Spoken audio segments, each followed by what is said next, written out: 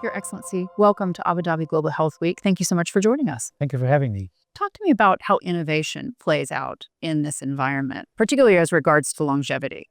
I think things will be totally changed because of innovation and because of the pace of innovation. That's the problem, because I believe that the pace of innovation is far faster than the ability of the human being to cope with that pace.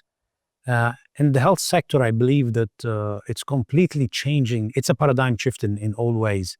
I think we're moving from the traditional inclusive treatment and looking for the patient for treatment to prevention of diseases, to prediction of diseases. So I believe that innovation is going to change. It's already changing. We're seeing it now, especially with the AI and the what we call the AI skill gap crisis that's happening all over the world. And we need to cope with this skills needed for the future of innovation. How do you see that redefining what we mean when we talk about healthcare, longevity, and living well?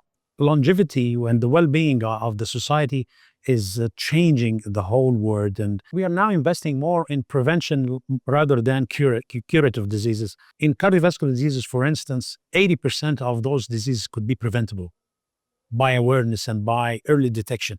In Egypt, we've done a marvelous job, in my opinion, and this was like a world-class example, which is getting eradication for virus C or hepatitis C. And I mean, in Egypt, we screened 65 million Egyptians for virus C, and we managed to discover 4.2 million, and we moved and treated them for free. So we moved from one of the high prevalent countries worldwide suffering from hepatitis C to be the first country on earth declared by the World Health Organization last year for giving us the golden tier for eradication of hepatitis C, even before the proper time, which is 2030.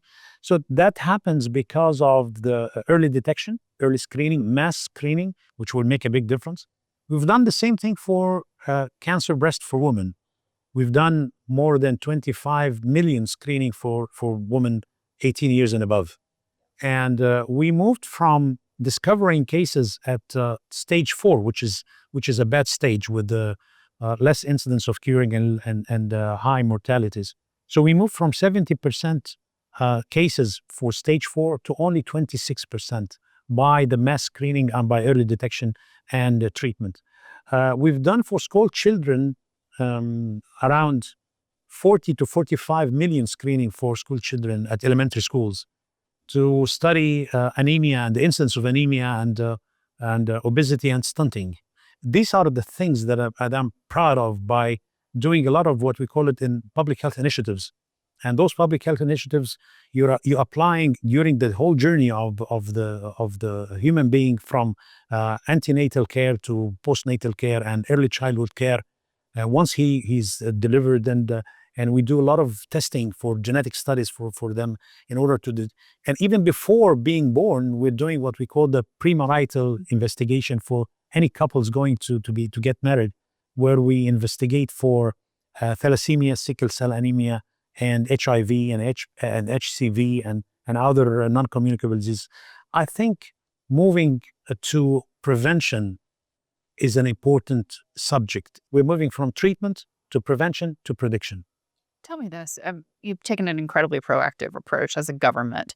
In your mind, what will be the impact of people who are going to be perhaps living longer and healthier lives, but also more productive lives as well? Because if you're living longer, you can be part of the workforce as well.